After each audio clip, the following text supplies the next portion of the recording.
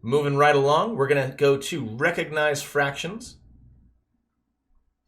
I'm not sure what this means. Let's find out together. The large rectangle, so this is interesting because yes, this is one large rectangle. It's equal to one whole. What fraction of the rectangle is shaded? So now it's doing the same thing, but it's giving us a slightly different look. It's making us type out things that are a little bit more complicated, and we're no longer dealing with unit fractions, right? Up until this point, it's always been one piece is shaded and the rest aren't. And in this case, it looks like there are 3 shaded out of a total of 4 pieces. Which image shows 7/8 shaded? I think A does. B looks close, but B is only shading 1 out of the 8 pieces. C looks like it's 1, 2, 3, 4, 5, 6, 7, 8. Yeah, C is also. It does say choose 2 answers. Excellent. This is why I always double check the other answers even when I've got an answer, because Khan Academy sometimes will sneak in a problem or two where there are like 2 or 3 correct answers, and you got to be careful. They won't necessarily mark you wrong, but, you know, something to look for. The large rectangle is equal to one whole. There are 1, 2, 3, 4, 5, 6, 7, 8 pieces, of which 6 are shaded. So that is 6/8. 6/8. I'm trying to say that without like spraying spittle into my microphone. 6/8. This is the kind of professional content that you all are here for. This circle is one whole. What fraction of the circle is shaded? I see 1, 2 pieces out of 1, 2, 3, 4, 5, 6 total. I see 2 out of 6. I wonder if I had put 1/3 there, if it would have said correct. I bet it would have. Each circle is equal to one whole. Which images of 2, there are 2 of them, show 1/3 shaded? That's 1/3. That's 1/3.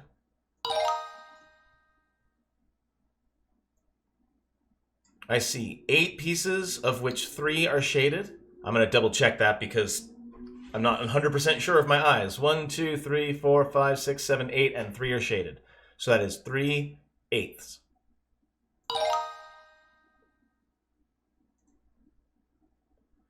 The large square is one whole.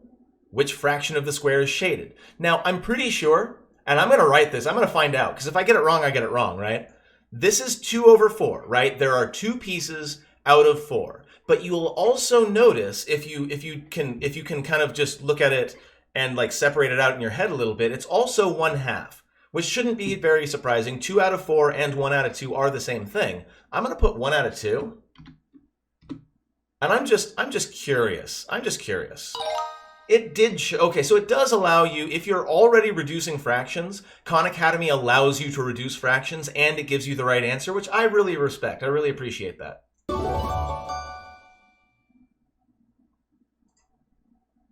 Okay. The nice thing about Khan Academy is if I don't get a perfect score on a particular topic, I can always make that up on the next quiz or on the next unit test. So no worries there.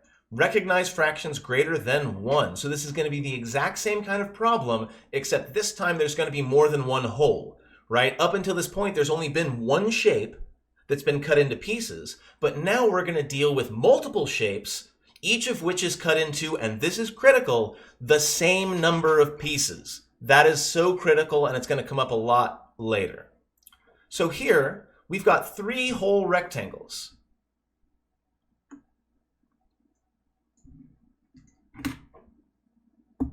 We've got 3 whole rectangles, and each one is split into 2 pieces. So whatever this fraction is, we know that the denominator, the denomination of each piece, is 2.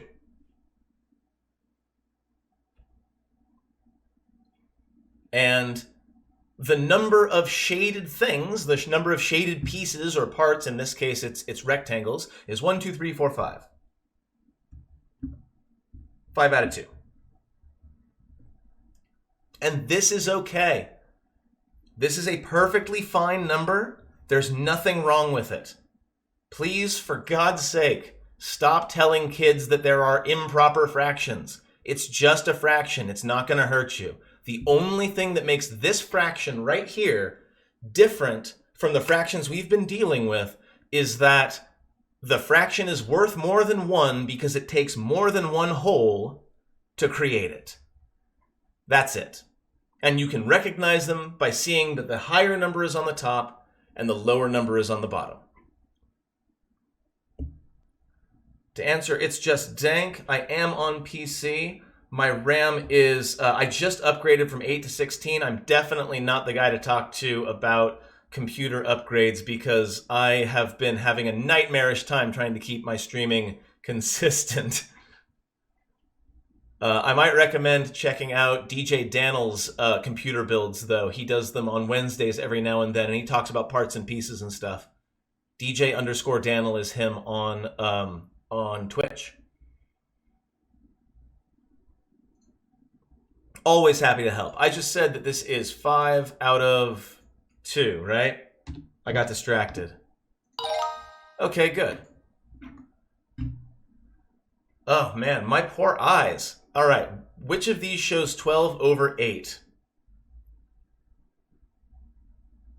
All right, so I can already tell that the middle one is wrong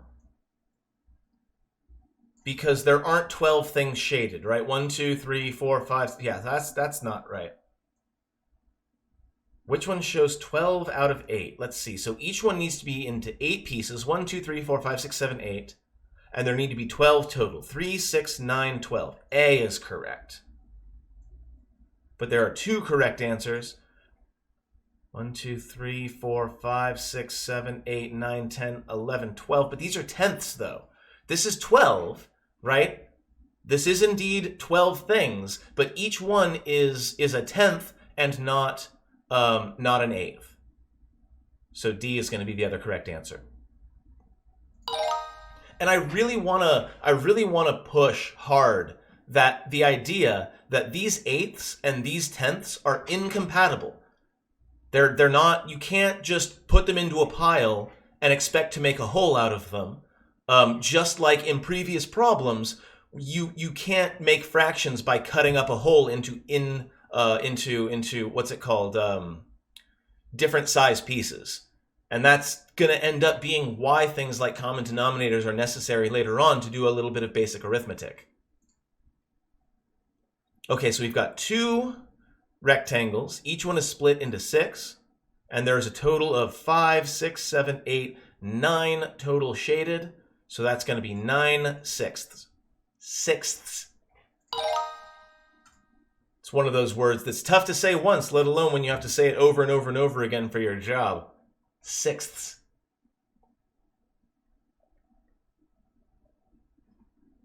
Speaking of sixths, we have 1, 2, 3, 4, 5, 6, 7, 8, 9, 10 sixths. 10 out of 6. I'm just going to say 10 out of 6 going forward. I hope you'll forgive me. And that's recognizing fractions greater than 1. We've only been doing this for 45 minutes. We are absolutely killing it. Let's go ahead and blaze our way through quiz 2. I mean blaze, not blaze. You know what I mean. This is not a kid's show. What does the 4 represent in 3/4? That's the equal number of parts in one whole. And that's the important thing, because even when you have a bunch of objects, if all of the objects are cut into 4 pieces, then the denominator is fourths. The denominator isn't how many pieces there are total. That's what the numerator is for. Each circle is one whole. We want 3 over 2. So that's going to be B. Right? You've got 2, or each circle is cut into 2, and we've got 1, 2, 3 of those halves shaded. But what do you know? Even though this one is 3 objects instead of 2 objects, it is still 3 shaded pieces, and each piece is a half of a whole. So yeah, that one's also correct. All right, 5 sixths. Now, one easy way you can do this, and this is a little bit advanced, but you might find out that a 3rd grader will pick it up really fast. If I know that I want to see 5 over 6 shaded, that means that there's only going to be 1/6 left that is not shaded, right? If there's 6 total and 5 of them are shaded, only one of them is going to be blank. So what I'm doing is I'm looking for the one with 1 blank space, and we found it. And we found another one.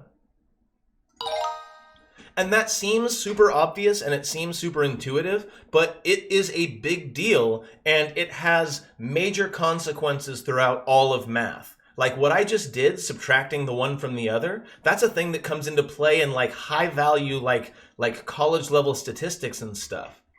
We are sowing so many seeds here. All right, so I see each one is in 4 pieces and there are 4 of them total. So that's 4 over 4. Which is 4/4, which is indeed equal to 1. The large rectangle is equal to 1 whole. It is cut into 6 pieces. There are 4 of them shaded. That is 4/6. Sixths. 4 over 6. And that's quiz 2.